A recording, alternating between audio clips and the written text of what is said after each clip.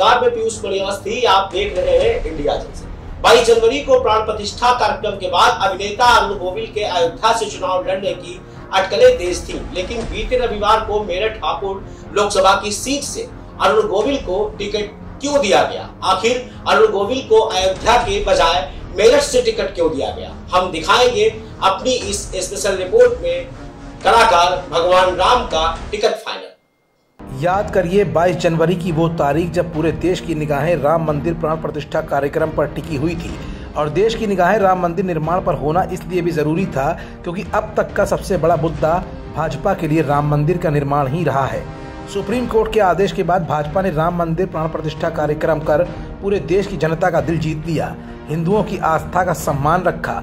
लेकिन इन सब के बीच लोकसभा चुनाव 2024 के लिए बीजेपी ने वो मजबूत कैनवास भी खड़ा कर लिया जिसका इंतजार बीजेपी के शीर्ष नेताओं को हमेशा से ही रहा है।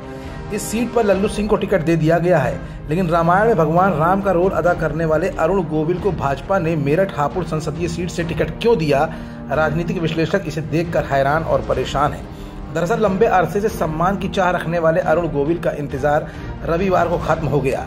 भाजपा ने आखिरकार मेरठ हापुड़ संसदीय सीट पर लगातार 3 बार जीत दर्ज करने वाले राजेंद्र अग्रवाल की जगह पर इस बार अरुण गोविल को प्रत्याशी बना दिया है, यानी भगवान राम पर विश्वास जताया है।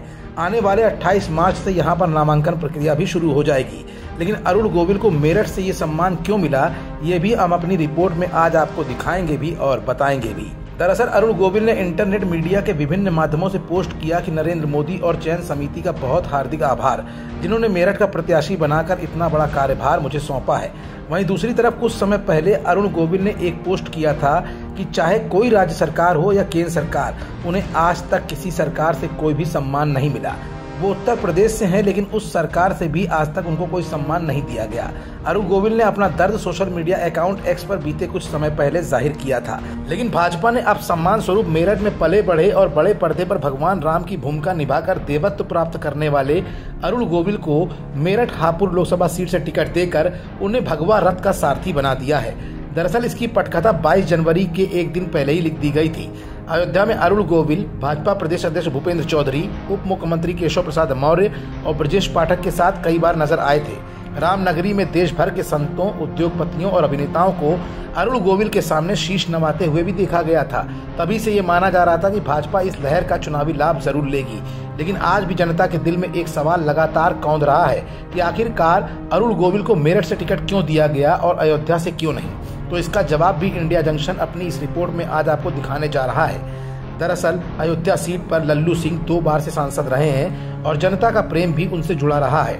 अरुण गोविल यहाँ की जनता के लिए भगवान राम के रूप में भले ही स्वीकार्य हों, लेकिन पहचान रखने वाले कैंडिडेट के रूप में अरुण गोविल नए थे। शायद यही वजह है कि भाजपा ने मेरठ से 3 बार सांसद रहे राजेंद्र अग्रवाल की जगह पर अरुण गोविल को इसलिए उतारा क्योंकि अरुण गोविल का जुड़ाव मेरठ की जनता से खास तौर पर रहा है और अरुण गोविल का जन्म स्थान भी मेरठ ही है।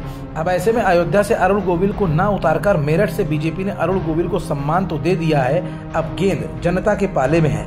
आस्था और चुनाव के बीच की इस दूरी में अरुण गोविल क्या गुल खिलाते हैं, ये भी जल्द ही साफ हो जाएगा। खबरों से जुड़े रहने के लिए सब्सक्राइब करें हमारा चैनल इंडिया जंक्शन।